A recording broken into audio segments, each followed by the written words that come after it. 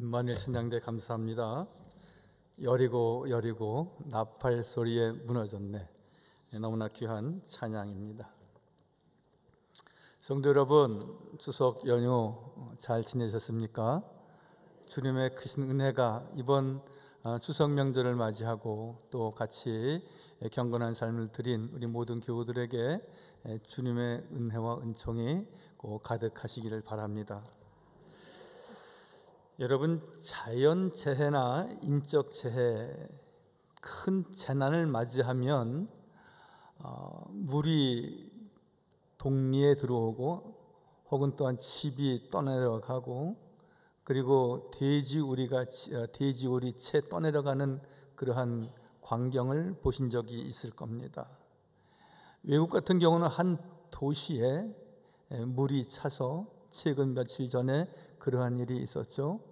그래서 도시가 마비되면은 꼭 일어나는 현상이 하나 있습니다. 그것은 폭동입니다. 생필품을 구하려고, 먹을 양식을 구하려고 모두가 다 편의점에 들어와서 다 이것저것 약탈을 해 갑니다. 사람들이 생활 필수품이 떨어지면 양심이고 법이고 없는 것을, 저는 우리나라에서는 그런 경우를 본 적이 없지만 특별히 미국 사회에서도 그런 경우를 보면은 저렇게 극에 달하면 그럴 수 있겠구나. 그것이 꼭 미국 사람들뿐만이 아니라 모든 사람들의 공통적인 심정이겠다는 생각을 갖습니다. 식량이 떨어지면 이렇게 폭동도 일어나고요, 밀란도 일어나고 양식 문제 때문에 전쟁도 일어납니다. 지금 우크라이나를 러시아가 침공을 해서 아직까지도 전쟁은 계속 중에 있습니다. 물론 다른 정치적인 연유가 있습니다. 그러나 표면적으로 나타나고 또 그 깊숙이 있는 뜻 가운데 하나는, 러시아는 그 우크라이나라고 하는 큰 나라가 자기 나라의 곡물지대나 마찬가지였습니다. 즉 자기들의 그 양식을 그곳에서 구할 수 있었고 또한 정치적으로 이용할 수 있었는데, 이제 그 우크라이나가 자기들을 버리고 나토나 미국 쪽으로 기울어지니까 이러한 전쟁이 일어난 요소 가운데 하나이기도 합니다. 즉 단정적으로 말할 수는 없지만 양식 문제, 식량 문제로 인한 전쟁입니다.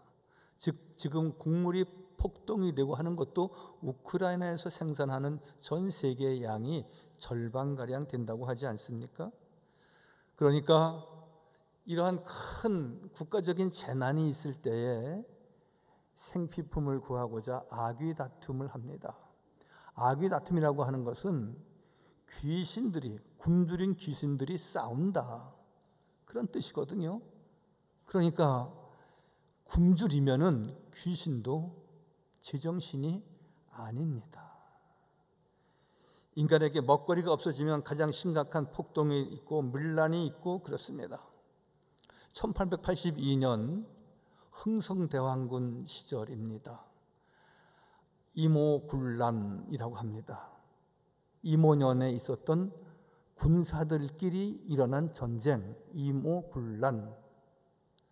그것은 다른 내용이 아닙니다. 이제 일본의 영향을 입어서 이게 신식 부대를 만들어야 된다는 세력이 있었고, 아니다, 지금 우리가 하고 있는 전통적인 이러한 부대와 이러한 군사 시설이 좋다, 이게 서로 겨루다가 결국은 이제 신식 쪽에서 큰 세력 집권을 했습니다. 그러다 보니까 나라가 흉년이 들고 하니까 이 관료들에게 봉급을 주어야 하고 양식을 주어야 하는데 줄 것이 없으니까 쌀 속에다가 결을 넣고 모래를 넣고 그리고 봉급을 주고 관료들에게, 백성들에게 그렇게 식량을 나누어 주니까 그때에 폭동이 일어나서 밀란이 일어나서 그것을 이모분란 그렇게 말합니다. 식량 때문에, 먹는 양식 때문에 일어났던 군사와 군사 간의 전쟁이었습니다. 여러분, 사람에게는 이만큼 먹는 것이 매우 중요합니다. 여러분, 하루만 굶어 보십시오. 요새 일주일, 2주일 동안 금식을 하신 분이 있는데 여러분, 결국 금식을 오래 하게 되면은 장이 괴사된다고 하지 않습니까? 장이 썩는다는 겁니다. 달라붙는다는 겁니다. 우리는 적당한 양의 음식을 섭취해서 우리 몸을 유지하고 더 건강을 유지하기 위해서 우리가 많은 노력을 합니다. 그런 가운데 이제 세계 식량의 위기도 왔습니다. 여러분, 아프리카에서 우물을 파주는 그런 선교를 우리 한국교회가 많이 합니다. 그런데 최근에 문제가 생겼습니다. 땅을 파도 이제 지하수가 없어지는 겁니다. 곳곳에서 지금 우리나라 지방에서도 지하수를 써서 천수답에 직파하자 그렇게 말하고 있지만 물을 쓸 수가 없어서 난리라고 합니다. 식량이 기갈되는 상태에 있습니다. 전 세계적으로 우리가 상식적으로 아셔야 될 것은 곡물 생산은 연간 18억 2,690톤이라고 합니다. 세계적으로. 근데 소비하는 경우는 1억 톤이 넘는 19억 3,210만 톤을 우리가 소비한다고 합니다. 매년 1억 톤이 부족한 것이죠. 그래서 8억 5천만 명이 굶주리고 있고요.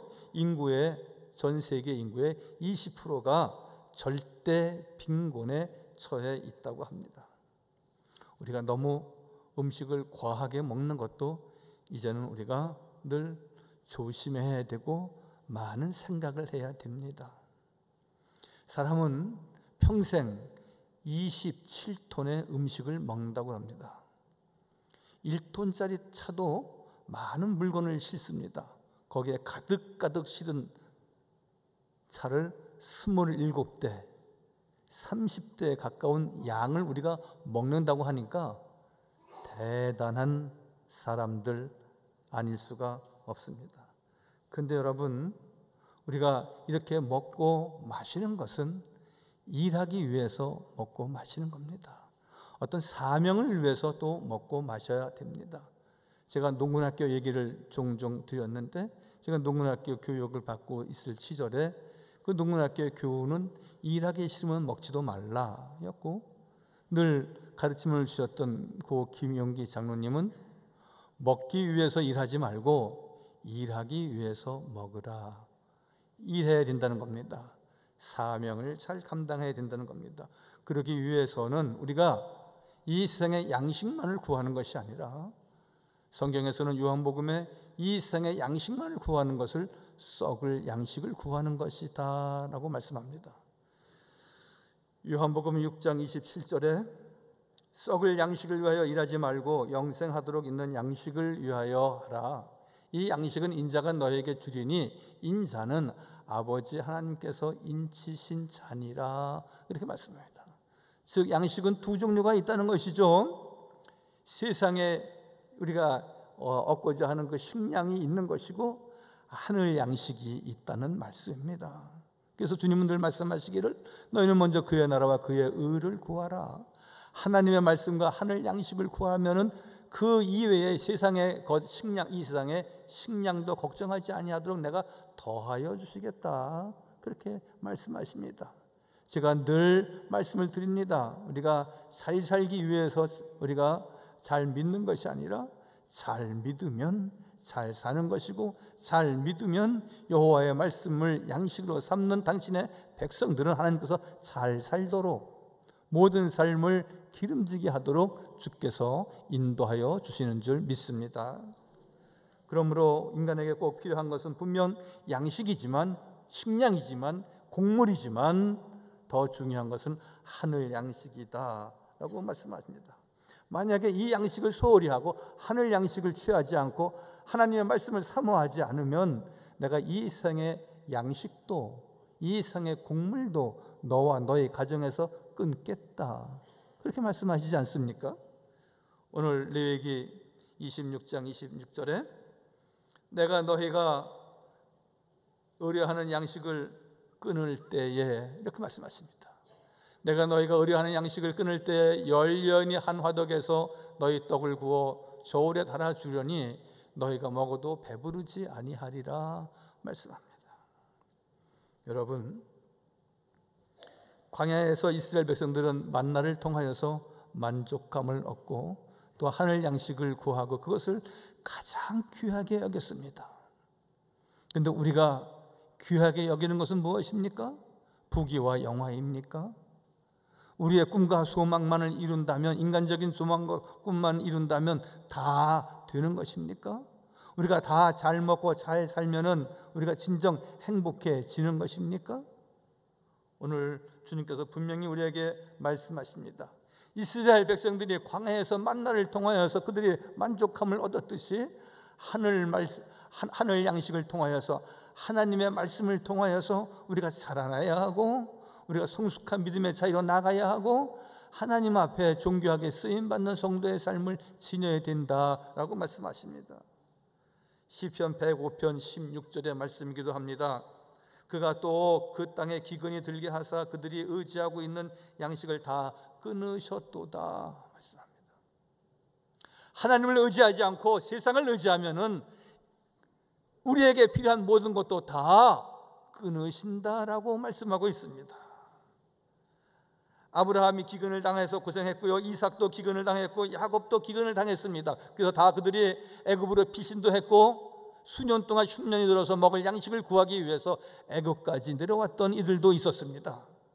우리 인생에 풍년의 때도 있고 좋은 때도 있고 형통한 때도 있지만 여러분, 우리 인생에 흉년도 있고요, 기근도 있고요, 기갈도 있고요, 원치 않는 일을 당할 때가 너무나 우리에게는 많습니다. 그러기 위해서 요셉의 지혜를 얻어야 할 것은 이제 흉년의 때를 맞이하기 위해서 풍년의 때에 많은 것을 준비하고 많은 것을 저장해서 흉년의 때를 이겨나가는 지혜를 요셉에게 주셨고, 또한 애굽이 그래서 살아났고 그 이방 나라들도 도움을 받지 않았습니까? 여러분, 지금 풍년의 때를 지나고 있습니까? 형통한 때이십니까? 더 많이 기도하고 더 주의 말씀을 사모하는 자리에 내가 있어서 그 말씀으로 내가 살아나고 영적으로 충만한 삶에 이르러야 한다는 말씀이죠. 그렇지 않으면 너희가 의뢰하는 양식을 끊을 때가 있다. 너희가 세상 좋아하고 세상 의지했을 때 그것이 다 얼마나 헛된 것인 줄 알 때가 있을 것이다 말씀하십니다.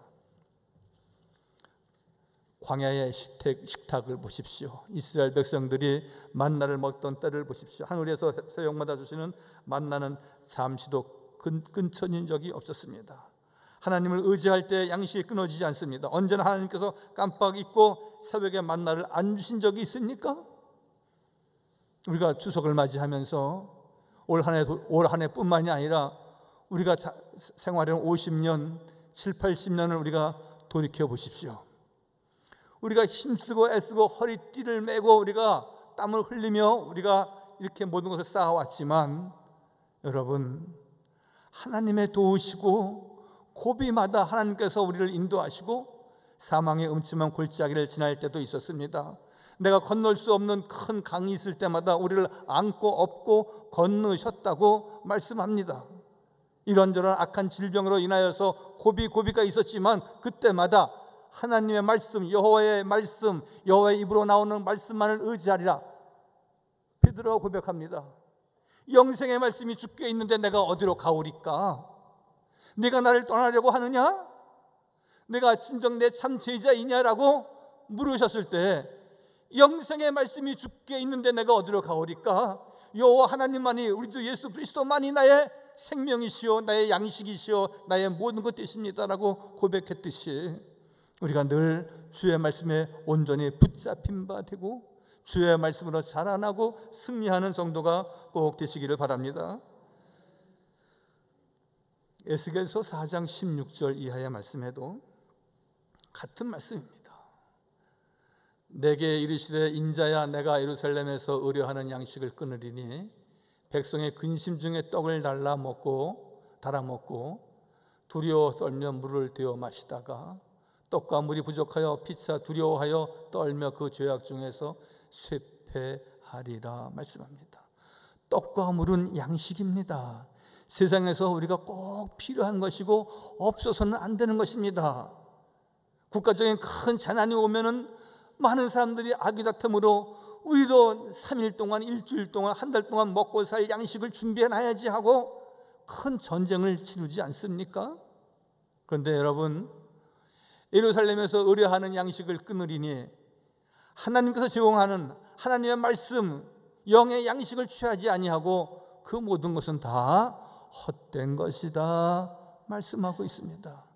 여러분, 세상의 헛된 것에 우리가 마음을 두며 우리가 꼭 준비하고 갖춰야 하고 우리가 소유해야 할 것을 우리가 등한히 해서는 결코 안 되는 것입니다.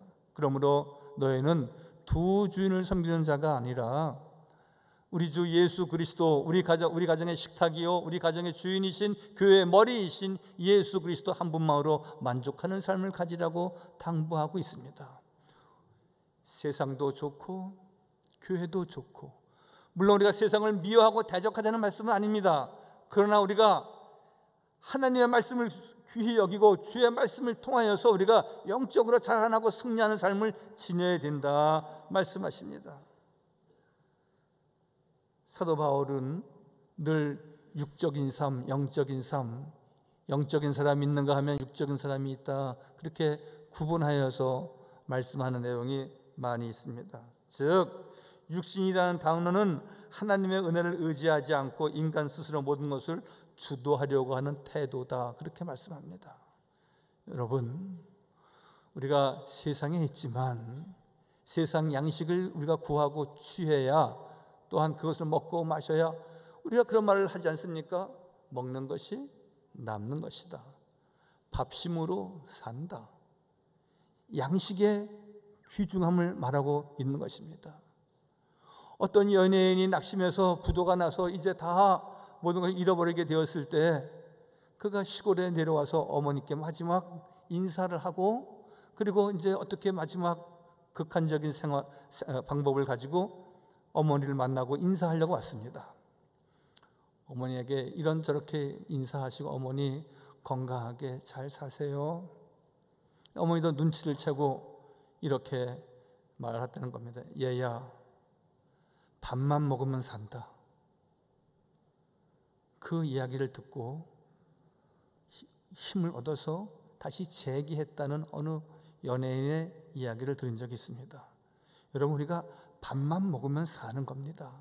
그러나 여러분, 오늘 말씀 에스겔서의 요한복음의 말씀에 모두가 다 내가 하나님을 의지하지 않고 이 세상의 양식을 의지하면 그 양식조차도 다 끊겠다고 말씀하시고 기근이 있겠다, 기갈이 있겠다고 말씀하시는 내용은 어떠한 것입니까?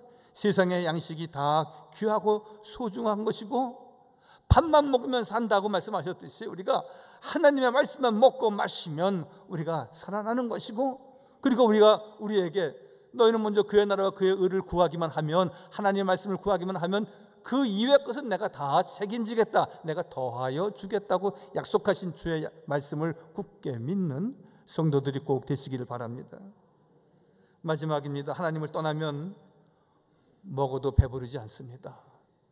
하나님의 말씀과 하늘의 양식을 귀히 여기지 않으면 세상의 양식이 다 소용이 없어지는 것입니다. 오늘 26절 하반절에 열여인이 한 화덕에서 너희 떡을 구워 저울에 달아 주리니 너희가 먹어도 배부르지 아니하리라. 여러분, 먹어도 배부르지 않는다 하는 것은 무엇입니까? 많이 소유해도 행복하지 않다는 겁니다. 여러분, 조금 있는 것보다 많이 있는 게 좋지 않습니까? 작은 집보다 좀 큰 집이 좀 나은 것 같고요. 그리고 채소도 귀하지만 또 고깃국이 있으면 더 풍성하고 좋은 것 아니겠습니까? 그러나 여러분, 오늘 말씀에 아무리 이 세상의 것으로 많이 배를 채우려고 한다 할지라도 배부르지 않으면, 맛이 없다면 계속해서 무엇을 가지려고만 한다면 그것은 행복이 아니라 불행이라는 말씀입니다. 여러분, 터진 웅덩이에 물을 가득 채우는 소수지가 있다면 무슨 소용이 있겠습니까? 아무런 소용이 없는 것입니다. 신경성 폭식증이라고 하는 질병이 있습니다.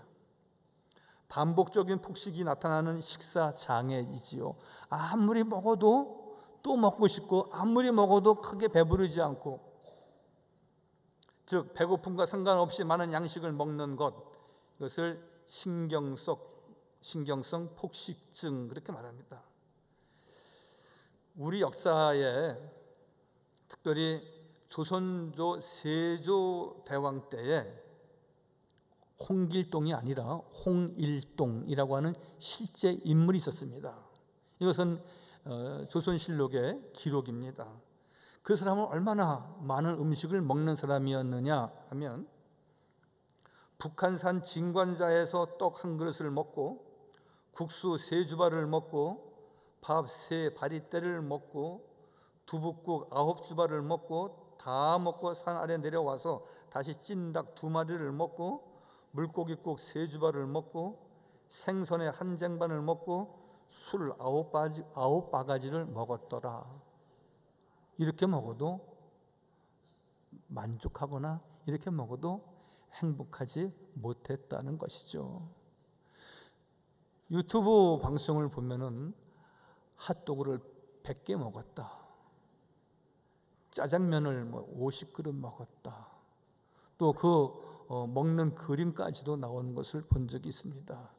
그렇게 하는 이유가 있는 사람도 있어서 하는 것이지만, 많이 먹는다고 해서 꼭 행복하고 복이 있는 것은 아닙니다.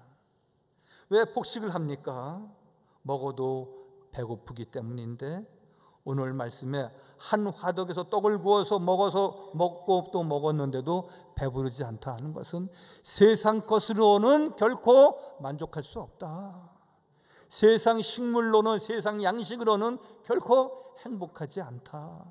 그것을 상징적으로 잘 말씀하고 있습니다. 하나님의 말씀이 없으면 먹어도 배고프고 마셔도 목마르다라는 말씀은 아모스서에 이렇게 기록되어져 있습니다. 8장 11절에 내가 기근을 땅에 보내리니 양식이 없어 주림이 아니며 물이 없어 가람이 아니요 여호와의 말씀을 듣지 못하여서 기갈이다 라고 말씀합니다. 저는 이번 추석 명절에 컨셉은 음식은 이제 좀 간단히 차려서 간단히 먹자였습니다.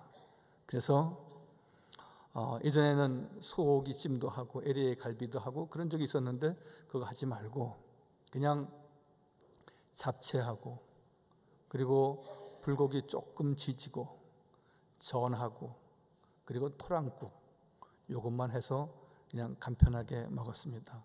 물론 또 보시는 분에 따라서 그건 간편하지 않은 거다, 그렇게 보실 수도 있겠지만 아주 간편하게 좀 했습니다. 추석 때 토랑국을 좀 드셔보셨습니까? 저희는 토란을 집사람이 시장에서 3kg를 사왔습니다. 그래서 그것을 2시간 가깝게 깠습니다. 그리고 2, 3일 동안 5식구가 먹으니까 금방 없어지더라고요. 간단하게 차려도, 토랑국이 그렇게 토란을 많이 까고 이렇게 해도 우리가 먹는 양이 있습니다. 여러분, 그렇다고 해서 그것으로 다 늘 되는 것도 아니고 다 행복한 것도 결코 아닙니다. 먹는 양이 많든지 적든지 중요한 것은 우리는 여호와를 경외하는 믿음의 성도들이기 때문에 하늘 양식을 귀히 여기는, 생명의 양식을 바라고 소망하는 믿음의 삶을 지닐 때 그 토랑국도 귀하고 그 전도 맛있고 그런 것입니다.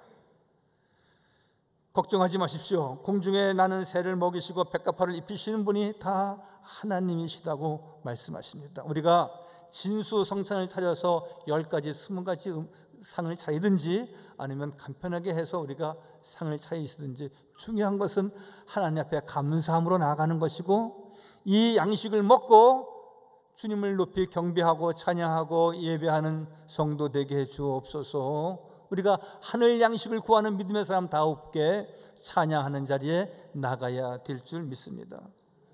광야에서 이스라엘 백성들이 먹었던 만나를 보세요. 하나님은 주시고 인간은 거두게 하셨습니다.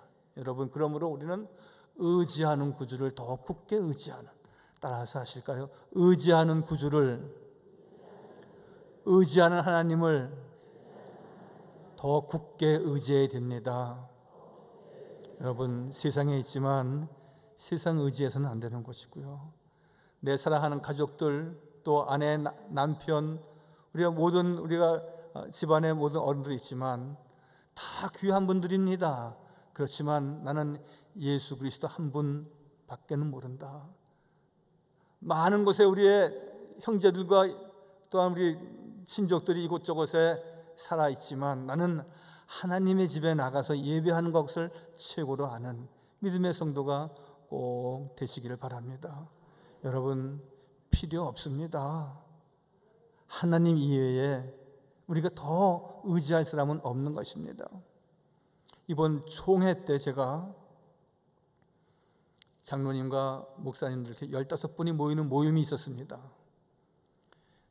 목사님이 8분이었는데 그 8분 가운데 2분이 한 10년 전, 15년 전에 각각 상처를 하셨어요. 사모님이 돌아가셨어요. 그래서 한 분은 재혼을 했고 한 분은 재혼을 하려고 준비를 하는 분입니다. 재혼을 하려고 준비하는 분은 이렇습니다. 왜 7년이 넘었는데 왜 재혼을 못했습니까? 안 했습니까? 이렇게 얘기를 하더라고요. 첫 번째는 교인들도 그렇고 가까이 있는 사람들도 얘기하기를, 목사님 사모님 돌아가셨는데 그래도 3년은 있어야 되지 않습니까? 그래서 그 3년 얘기 때문에 3년 후에 해야지 생각했다는 겁니다. 그러면서 또 지금까지 못하고 있거나 재혼이 어려운 것은 3년이 지나고 나니까 혼자 살 수 있는 실력이 생겨난 겁니다. 그런 것 같아요. 3년 동안 혼자 가족, 자녀들 건사하는 것, 또 밥해 먹고 사는 거 다 혼자 다 할 수 있겠더라고요. 그래서 5년이 지나고 7년이 지나면서 이제 해야 되지 않을까? 뭐 그렇게 얘기를 하고 있더라고요. 그런데 또 한 분은, 전라도 광주에 사시는 분인데 40대 중반에 혼자가 되었는데 1년도 안 돼서 재혼을 했어요.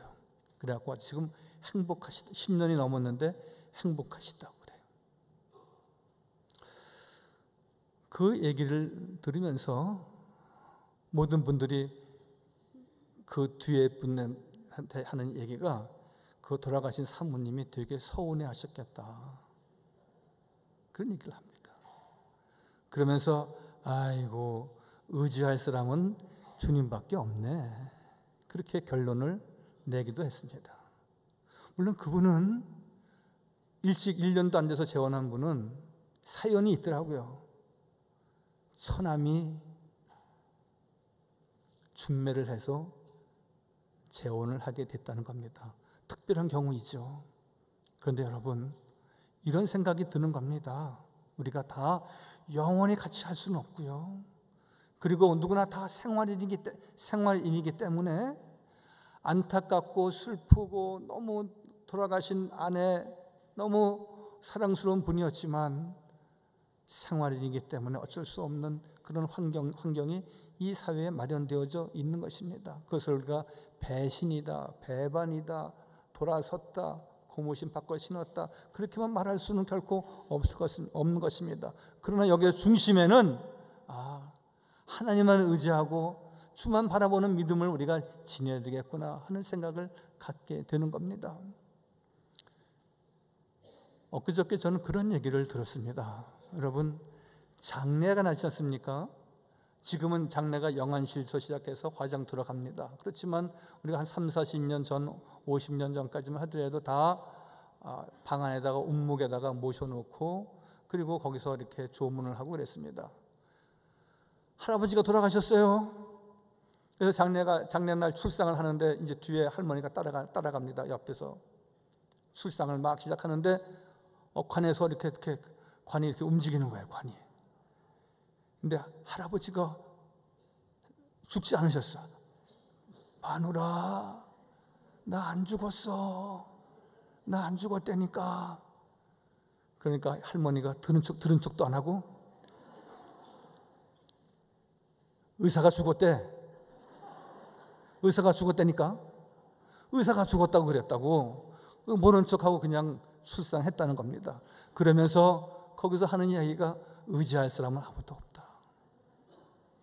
우스개 이야기지만 여러분, 사람 사는 게 다 조금씩 다르지만 비슷합니다.